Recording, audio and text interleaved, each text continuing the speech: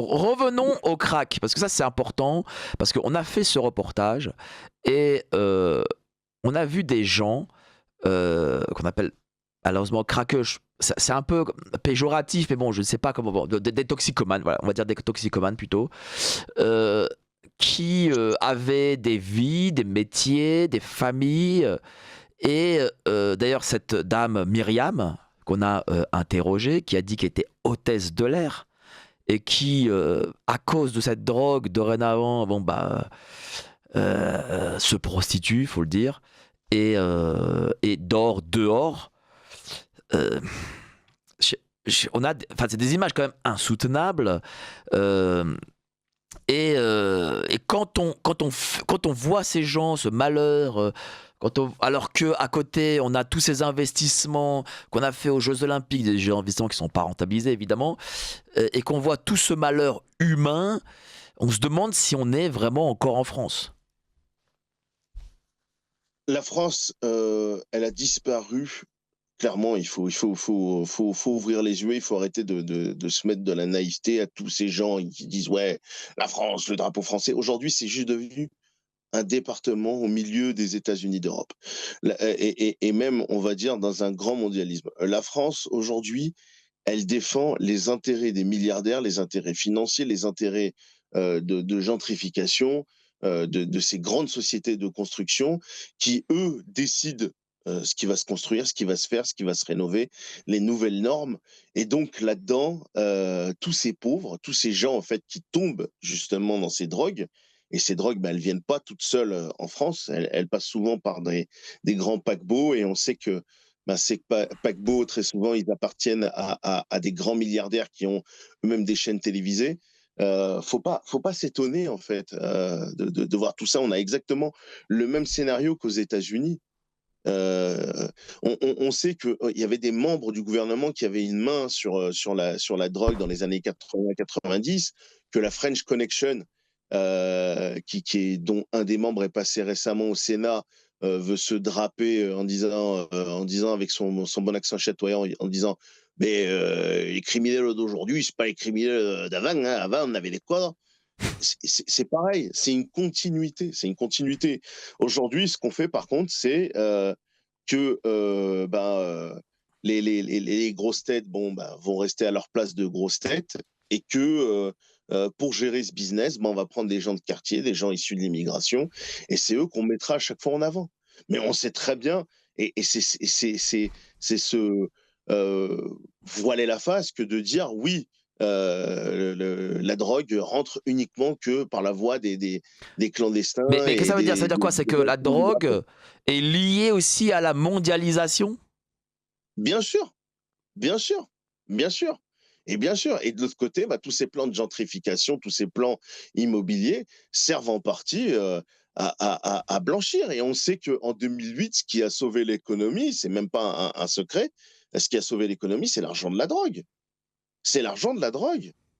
Et c'est plus un secret. C'est plus un secret. On calcule le PIB avec l'argent de la drogue. C'est même avant ça se disait pas. Maintenant, ça se dit dans les plateaux télé. C'est vrai qu'aujourd'hui, on compte le PIB avec la drogue et la prostitution. C'est-à-dire que si on ne mettait pas dans le PIB, peut-être que nous serions là réellement en récession. Enfin, Mais officiellement. avec OnlyFans et avec Mime, avec tout ce qui se passe, vous savez, là, on a fait un scandale pour une petite là, qui était vêtue comme une prostituée et qui n'a pas pu monter dans un bus conduit par un chauffeur chrétien, hein, pas musulman, hein, et qui a bien compris en fait que cette fille, si elle montait, ça allait créer des problèmes. Elle a juste fait de la pub pour ses contenus Mime et OnlyFans, où elle fait du Alors, contenu quasi explique-nous ce qu'est pornographique. Mime OnlyFans parce que je crois que nos auditeurs ne savent pas. Mime, Mime et OnlyFans, aujourd'hui, ce sont des plateformes où souvent des femmes qui ont à peine 18 ans, des fois Non, même non, qui montent sur leur robe, au quart mineur. Enfin, un quart d'entre elles sont mineures. un quart d'entre elles sont mineures, maintenant c'est dit, vendent leur charme à des gens qui sont abonnés et qui regardent des filles faire du contenu quasi pornographique. Enfin, du contenu pornographique, mais en solo. Des fois, avec d'autres personnes.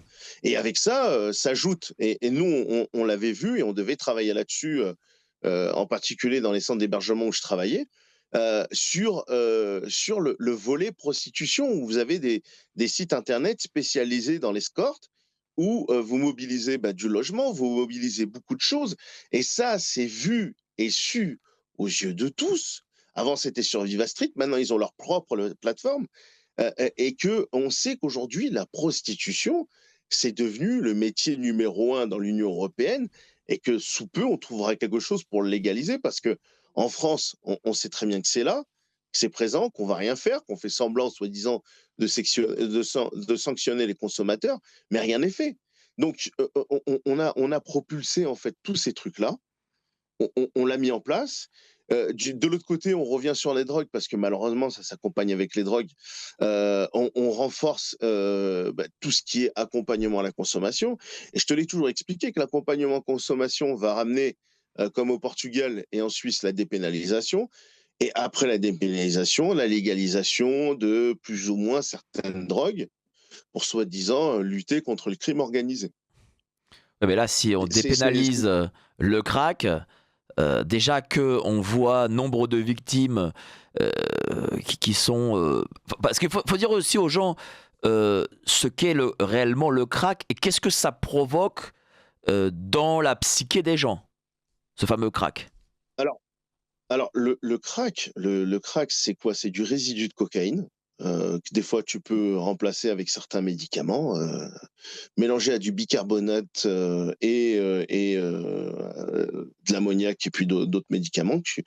Et grâce à des séries comme Snowfall, on connaît la recette très facilement, et c'est très facile à faire. Et aujourd'hui, beaucoup se sont improvisés producteurs de crack. Donc le crack, c'est l'une des drogues du pauvre les plus répandues dans le monde, qui est présent aujourd'hui même en Afrique, et qui de base a commencé à exister dans les Caraïbes avant de se répandre aux États-Unis. Et des États-Unis, on l'a retrouvé en France.